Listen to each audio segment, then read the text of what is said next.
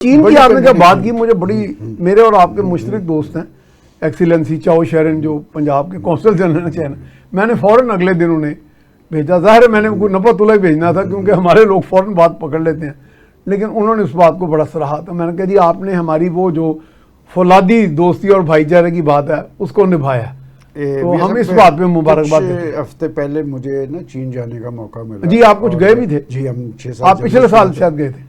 تو وہاں پہ ہم ان کے ہم ان سے پچھلے سال ماہرین سے ملے تھے. تو ایک بات تم کے والے سے کہ وہ پاکستان کے ساتھ کھڑے ہیں، کاندھے سے کاندھا ملا کے وہ پاکستان کو معاشی حوالے سے مضبوط دیکھنا چاہتے ہیں. لیکن جو میں بات بریک سے پہلے کر رہا تھا میرے نزدیک زیادہ امپورٹنٹ یہ ہے کہ چین تو بہرحال ایک بڑی پاور کے طور پہ ابھر رہا ہے. ٹھیک ہے، کہ ہمیں اپنی بات کرنی چاہیے کہ یہ ہمارے ہاں ایک بڑی کنٹراڈکشن یہ ہے کہ ہمارے ایک ہاتھ میں ہم ایٹمی طاقت ہیں، دوسرے ہاتھ میں کشکول ہے. یہ کشکول توڑنا پڑے گا اور کشکول اسلام آباد کے اندر فیصلوں سے ہی ٹوٹے گا. اس لیے کہ یہ ہو نہیں سکتا کہ ایک طرف یاشیوں کا سلسلہ چل رہا ہو، دوسری طرف 24 کروڑ عوام مسائل کی آگ میں جل رہے ہیں. بہت بری حالت. جب تک یہ یاشیوں کا سلسلہ بند نہیں ہوگا ہم اپنے پاؤں پہ نہیں کھڑے ہو سکتے. اور یہ بات بھی میں کہتا چلوں کہ یہ مجھے شہباز شریف صاحب سے گلہ ہے کہ اگر آپ کو یاد ہو کہ انہوں نے برس اقتدار آنے کے بعد کفایت شعاری کی ایک مہم جو ہے اس کا اعلان کیا تھا، وہ اس کی اسپرٹ کے مطابق اس کام نہیں ہو سکے. کیوں نہیں ہو سکے؟ دیکھیں ہمارے درمیان کچھ طبقات ایسے ہیں وہ سیلری بھی 15-15 لاکھ لیتے ہیں، وہ پینشن بھی 15 لاکھ لیتے ہیں. یہ کنٹراڈکشنز ہمیں ختم کرنی پڑیں گی، سب کو ایک قربانی دینی پڑے گی. شہباز شریف صاحب کہتے تھے کہ قوم قربانی دے چکی ہے، خود تنخواہ لیتے ہیں. میرا خیال نہیں لے رہے شاید. دیکھیں قوم قربانی دے چکی ہے اور قوم یہ ہے اسی لیے قربانیاں دینے کے لیے. لیکن کچھ طبقات جو ہیں وہ لوٹ رہے ہیں اس ملک کو دونوں ہاتھوں سے. وہ بھی لوٹ رہے ہیں، ان کی اولادیں بھی لوٹ رہی ہیں اور ان پہ کوئی پریشر نہیں ہے. تو یہ شہباز شریف صاحب سے گلہ ضرور ہے کہ وہ جو کہتے تھے کہ جی معاشرے کے جو اشرافی ہے میں ان سے پاکستان کے کنٹریبیوشن لوں گا، وہ نہیں لے سکے. جب تک آپ اشرافیہ کو پابند نہیں کریں گے، ان کی یاشیہ ان پہ قدغن نہیں لگائیں گے، ہم آگے کی شاید وہ یہ محاذ نہیں کھولنا چاہ رہے اس وقت. سر محاذ ایسی بات تو نہیں، محاذ اور کئی محاذ کھولے جو باتیں ہیں ہمیں وہی کرنی چاہیے. ٹھیک ہے، بات یہ کہ کون سے انہوں نے کہا تھا کہ وزیر تنخواہیں نہیں لیں گے، وزیر گاڑیاں نہیں لیں گے. کون سا وزیر آپ ایک کا نام بتا دیں گاڑیوں تنخواہ نہیں لیتے؟ ایسے نہیں ہوگا. دیکھیں آپ کے کال و فیل کا تضاد جو ہوتا ہے وہ آپ کی ساکھ پہ اثر انداز ہوتا ہے. لہٰذا اگر آگے کی طرف چلنا ہے تو آپ کو بڑے اور مضبوط فیصلے کرنے ہوں گے. جس دن آپ بڑے اور مضبوط فیصلے کرنے ہوں گے اس وقت پاکستان کی مسائل زدہ اور مہنگائی زدہ قوم آپ کے ساتھ کھڑی ہوگی. صحیح بات ہے. اچھا یہ سلمان صاحب، میں اور آپ نے ایک سیمینار اٹینڈ کیا تھا ابھی حال ہی میں، بہت پرانی بات نہیں، جس میں وہ انڈیا کے ایک صحافی CNN خورشید قصوری صاحب نے کیا تھا. تو ہم دونوں نے سوال بھی کیے تھے. وہ کچھ اس کی وضاحت کر رہے تھے کہ یہ جو آرٹیکل 370 ہے یہ تو ایک ایگزیکٹو آرڈر ہے. تو ایگزیکٹو آرڈر سے شاید وہ کیا تاثر دینا چاہ رہے تھے کہ یہ کسی وقت کینسل ہو سکتا ہے، منسوخ ہو سکتا ہے. وہ تو ان کے ایک دانشور تھے نا، کوئی گورنمنٹ کے ذمہ دار نہیں تھے. لیکن یہ جو کشمیر کاز ہے یہ ہمارے لیے کور حیثیت رکھتا ہے. ٹھیک ہے. اور اس کے پیچھے ریزولوشنز کھڑی ہیں، اقوام متحدہ کی ریزولوشنز ہیں. میں آپ سے یہ سوال کرتا ہوں کہ کیا وجہ ہے کہ انٹرنیشنل فورسز جہاں پر ان کا اپنا انٹرسٹ ہوتا ہے وہاں تو مشرقی تیمور میں بھی وہ دے دیتے ہیں، وہاں تو فورس بھیجتے ہیں، سوڈان میں بھی دے دیتے ہیں، نائجیریا میں بھی دیتے ہیں، فلسطین میں نہیں دیتے یا کشمیر میں نہیں دیتے. یہ جو کشمیر ہے نا یہ اس خطے کا نیوکلیر فلیش پوائنٹ ہے. اور میں ٹرمپ صاحب کا ایک شکریہ ضرور ادا کرتا ہوں کہ انہوں نے اپنے ایک بیان کے ذریعے اس مسئلے کو دوبارہ ایک عالمی حیثیت دے دی ہے.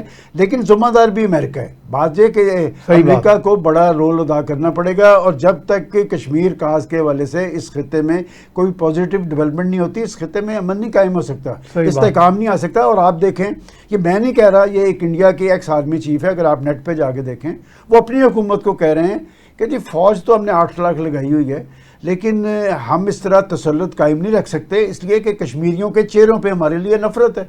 کشمیری ان کا تسلط قبول کرنے کے لیے تیار نہیں. قیامت صغریٰ انہوں نے وہاں پر برپا کی ہوئی ہے، بچوں کا، خواتین کے ساتھ تذلیل کے واقعات. سب سے اہم بات کہ وہاں پر ہر نوجوان کو دیکھ کے اس کی ٹارگٹ کلنگ کی جاتی ہے. میرا خیال دنیا بھر میں انسانی حقوق کی خلاف ورزیاں غزہ کے بعد کشمیر میں اجتماعی قبریں کتنی. میں آپ کو ایک اور بات جو بتانا چاہ رہا ہوں، جو نئی صورتحال ڈیولپ ہو رہی ہے، یہ ہم نے جو شکست صرف بھارت کو نہیں دی، یہ اسرائیل کو بھی دی ہے، اس لیے کہ یہ ڈرونز اسرائیل کے تھے، اسرائیل کے ماہرین، اسرائیل کے ٹیکنوکریٹس وہاں پر اسرائیل موجود تھے کشمیر میں، اور یہ کشمیر کو بھی غزہ بنانا چاہتے ہیں. تو لہٰذا ہمیں ایک سٹینڈ لینا چاہیے، مضبوط سٹینڈ لینا چاہیے. 2 ایشوز ہیں بڑے، پرائم منسٹر صاحب تو 4 کی بات کر رہے ہیں. سندھ طاس معاہدہ ہے، کشمیر ایشو ہے، دہشت گردی ہے یا تجارت ہے. تجارت تو میرا خیال ابھی وہ مرحلہ نہیں آیا کہ دیکھیں کشمیر پہ آپ کو بین الاقوامی جو فورمز ہیں وہاں پر بات کرنی جائے گی، اور بھارت کا جو مکروہ، شرمناک اور افسوسناک چہرہ دنیا کو دکھانا پڑے گا. یہ ہمارے سفارت خانے کس مرض کیا ہے. اچھا آپ ایک سینیریو، ذرا میں اسی طرف آتا ہوں، ایک سینیریو سامنے رکھیں اور اس پہ رائے دیں کہ مثال کے طور پہ اس وقت ہمارے وہ سفارتکار تھوڑا سا ایک مؤثر کام کر دیں، ہمارے مستقل مندوب سیکورٹی کونسل میں کوئی لے آئیں اگر کوئی اپلیکیشن، کیا اس وقت کوئی ویٹو کرے گا جو پاکستان کا اس وقت پوزیشن ہے؟ مجھے لگ رہا ہے کہ شاید دیکھیں یہ جب موو کرنی ہوتی ہے نا، ہاں یہ پہلے ایک انڈرسٹینڈنگ کے ساتھ ہی ہونی ہوتی ہے. ابھی وہ شاید سٹیج نہیں ہے. نہیں، میں سمجھتا ہوں کہ ہمیں اس بات کو ایشو بنانا چاہیے کہ پریزیڈنٹ ٹرمپ جب ثالثی کی بات کر رہے ہیں وہ تو کریڈٹ لے رہے ہیں نا. ٹھیک ہے. اور پھر ایک اور بات بطور میڈیا پرسن کے ہمیں یہ بھی دیکھنا چاہیے کہ بھارت کے میڈیا نے کتنا جھوٹ بولا ہے، کمال کر دیا. پاکستان کے میڈیا نے ایک ذمہ دارانہ طرز عمل اختیار مجھے تو اپنے میڈیا میں فخر ہونے لگ پڑا. حالانکہ میں اور آپ اپنے میڈیا کو کرٹیسائز کرتے ہیں. میں بار بار اب میں کہتا ہوں یار ہمیں کوئی بولنا آتا ہے. 2025 میں بنیادی نقطہ یہی ہے کہ 22 اپریل 2025 سے پہلے کا پاکستان اور 10 مئی کے بعد والا پاکستان، یہ پاکستان مختلف ہے. اور میڈیا کی جہاں تک بات کی گئی ہے، وہ ایک جھوٹ بولنے کے بعد انہیں 500 جھوٹ بولنا پڑا ہے. میں آپ سے یہ پوچھتا ہوں کہ انہوں نے یہ نہیں کہا تھا کہ جی وہ تو ہم نے تو سیز فائر کے لیے رجوع نہیں کیا تھا. پھر اب جے شنکر صاحب کو کہنا پڑا کہ نہیں ہم نے رجوع کیا تھا. اسی طرح آپ دیکھ لیں کہ مختلف ایشوز پہ وہ غلط بیانی کرتے رہے. انہوں نے جب یہ جارحیت پاکستان پہ مسلط کی، ان کے سیکرٹری خارجہ کا کہنا تھا کہ ہم نے اس حملے سے پہلے پاکستان کو اعتماد میں لیا تھا. کیا یہ ممکن تھا؟ کیا پاکستان کی فوج اور ایئر فورس جو سونگ رہی تھی وہ ان کو اجازت دیتی؟ اعتماد میں لیا کہ جیسے حملہ کر لیں گے. اب ان کا موقف یہ تو آپ وہ کہہ رہے ہیں جو شہباز صاحب کے مخالف کہہ رہے ہیں کہ نورا کشتی ہے. یہ تو وہ بات ہوگی. میرا خیال وہ مخالفین کی بات کوئی نہیں سنتا. ہمیں آپ وہ تو ختم رد ہوگی. ہمیں وہ ایک پولیٹیکل پارٹی ہے، میں کوئی ان کا مخالف نہیں ہوں، وہ ایک پولیٹیکل پارٹی ہے اور پولیٹیکل پارٹی کے ساتھ ڈائیلاگ ہونا چاہیے. میں صاحب اگر پاکستان کو آگے لے جانا ہے، آپ یہ طریقہ کار بند ہونا چاہیے کہ آپ مخالفین کو دیوار کے ساتھ لگائیں، جھوٹے مقدمے. شریف فیملی نے نہیں بھگتا، جیل میں رہے ہیں سارے، اس نے کیا تھا. جب آپ گڑھے کھودتے ہیں نا دوسروں کے لیے تو آپ کے سامنے پڑتا ہے. تو میں سمجھتا ہوں کہ اگر واقعتاً آپ پاکستان کو آگے لے جانے میں دلچسپی رکھتے ہیں تو پاکستان میں جمہوریت اور سیاست مضبوط ہونی چاہیے. جمہوریت اور سیاست مضبوط ہوگی تو پاکستان کے عوام کی جو حالت زار ہے وہ تبدیل ہوگی. یہ ایسی جمہوریت نہیں چلے گی. یہ جمہوریت جس میں صرف اشرافیہ کو سب کچھ ملے اور پاکستان کے غریب عوام جو ہے مہنگائی زدہ ہوں، مسائل زدہ ہوں، یہ جمہوریت نہیں ہے. میں آپ کو بڑا کلیئر کٹ بتا دوں کہ اگر آگے کی طرف چلنا ہے تو آپ کو بڑے اور بنیادی فیصلے کرنے پڑیں گے.